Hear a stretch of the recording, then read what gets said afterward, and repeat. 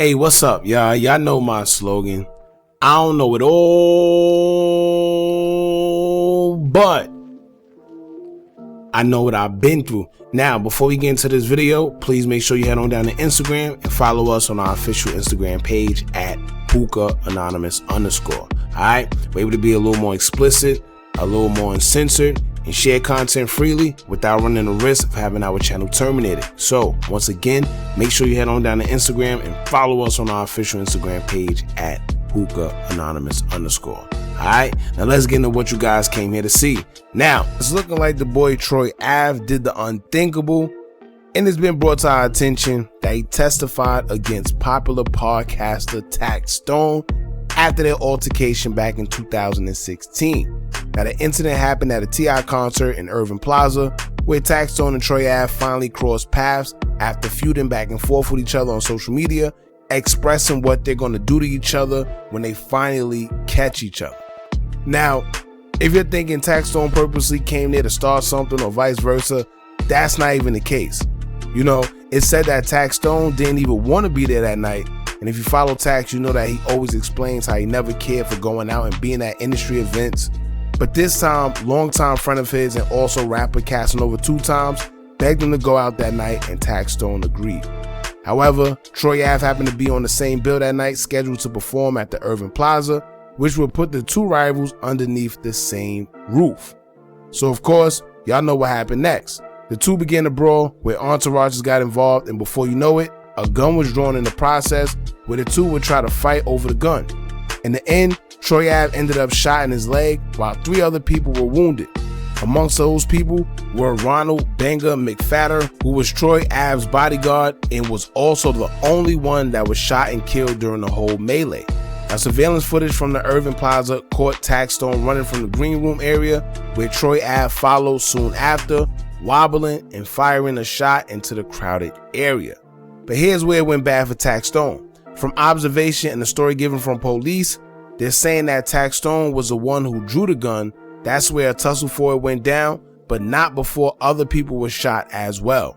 So the 9mm Kill-Tech handgun belonged to Taxstone allegedly, but Troy Ave ended up with it, and the same weapon was recovered from a van Troy Ave was driving. However, due to forensics, investigators were able to connect Taxstone back to the purchase of the gun, which made the purchase a federal crime to possess firearms because he was a prior convicted felon.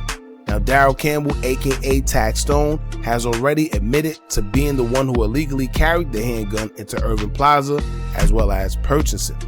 Now, Troy Ave, who was also charged with attempted murder and criminal weapons possession charges, was arrested but freed on a $500,000 bond. Taxstone was never granted bail or bond, and in July of 2017, Taxstone was also indicted by the state of New York for the murder of Ronald Banger McFadder. He has pleaded not guilty, but with Troy Ave taking a stand against him, it's going to be a hard one for Taxstone to deny being a suspect behind the trigger. Now, March 13, 2023, which is today, Troy Ave would do exactly what everyone thought he would do after letting it be known in songs that the streets is a myth. Y'all know he had that whole phase he went through where he was this dope boy, he's this, he got that. He did all that to come back and say that the streets is a myth.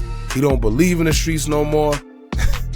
It's all crazy. But anyway, he took the stand, describing what happened the fatal night his bodyguard was killed.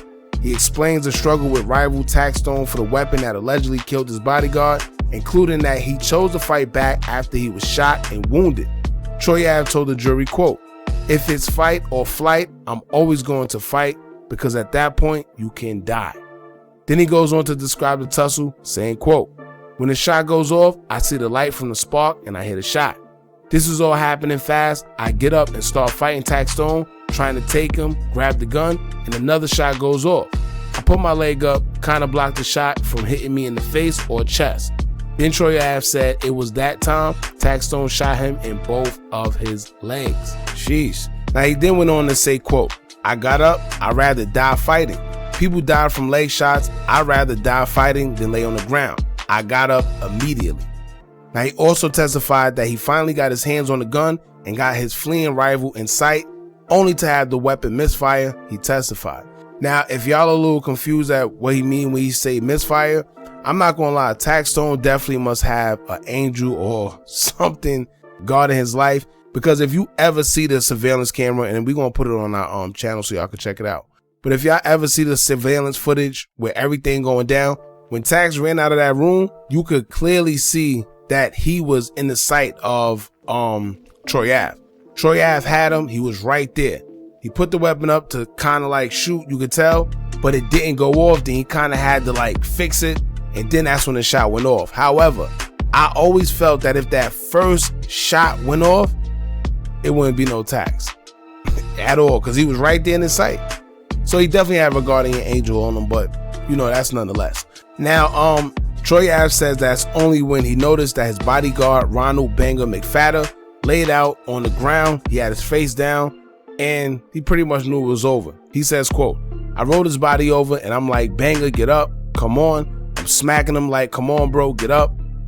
He says his eyes was rolling to the back of his head. His shirt was red, so I could tell he got shot.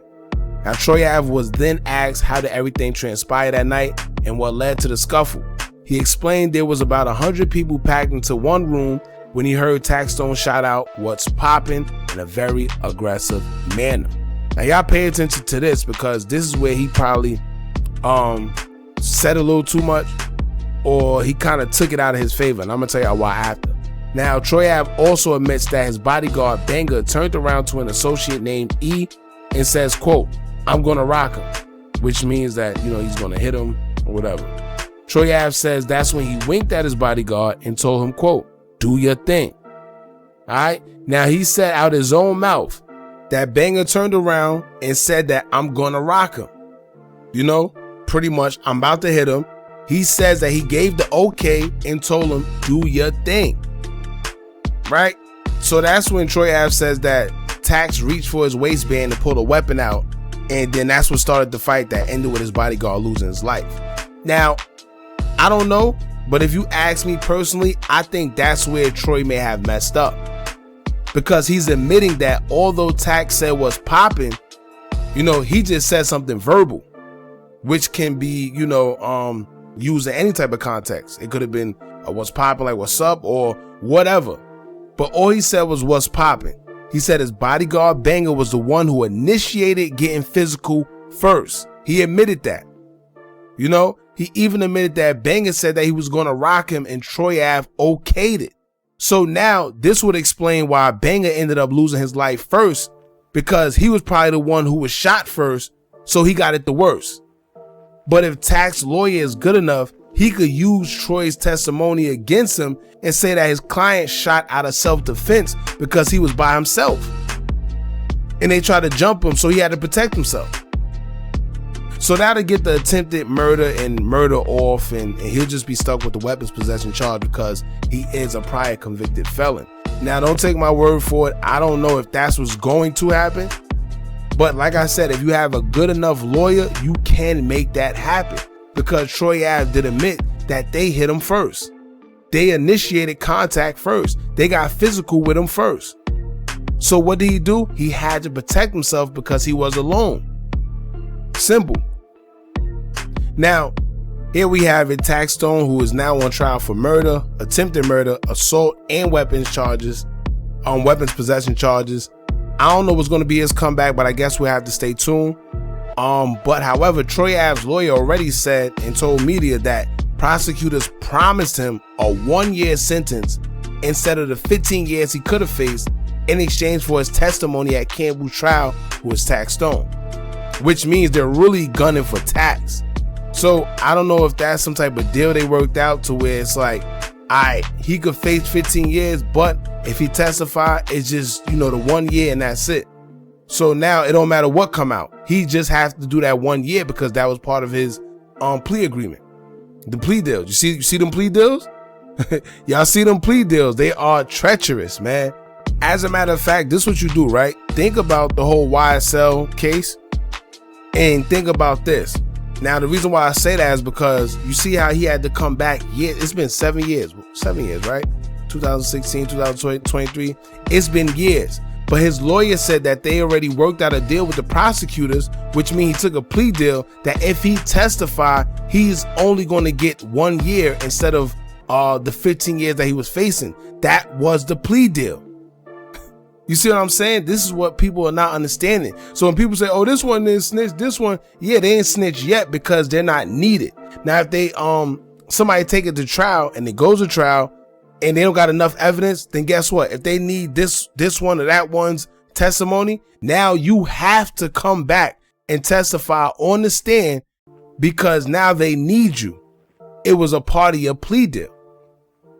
You see what I'm saying? But sometimes the prosecutors, they get a little ahead of themselves. They feel like they got enough evidence where they might not need you as a witness or anything. So they'll tell you, no, you ain't gonna have to go up there. Trust me, nobody's gonna see ever. We got enough evidence to put them away. But that's not always the case. So just keep that in mind when you think about YSL and the plea deals, but that's another story. Let's get back to this Taxstone and Troy Ave situation. Now, here's what I don't like in this whole situation, and this is why I always tell people, stay away from the streets. There's nothing in the streets right now because at the end of the day, I feel Troy Ave was trying to play Taxstone like a podcaster. You know, he tried to play him. He know he does the podcast stuff. He was on the social media, he was the internet. That was around the time Troy Ave was running around like he was the biggest dope boy. He was this, he was that. He was strictly from Brooklyn in the streets. And then this happened. He tried to little boy him. And then next you know, this is exactly what happened. This is why you can't just play with everybody and think that you're going to get away with it. But now look, he did all that. I'm dope boy Troy. I'm this, I'm that. And now you're taking the stand. This is the same one that used to rap about snitches and rats and don't do this and don't do that. This is why I tell y'all the streets aren't worth it. These people who y'all follow and y'all think are so tough and so X, Y, and Z, it's because they was never put in a situation to where they had to stand tall. So they'll tell you they stand tall because they was never put in a position where they needed to. Then when they are, guess what happens? We see their true colors. Now you got Troy Ave running around talking about the streets is a myth. But the part that kills me is you benefited off it. You know, you called yourself Dope Boy Troy, but then turn around and says that the streets is a myth the minute you reap what you sold from it. You see what I'm saying? I can't respect it. That's low down. That's dirty. And ain't nothing worse than a dangerous rat. What's a dangerous rat? A dangerous rat is someone who will see you and try to do something to you, and they may be even really like that, but the problem is they'll tell on you for doing something to them. Dangerous. All right, now that's pretty much it, man. I guess your boy Troy Ave took the stand.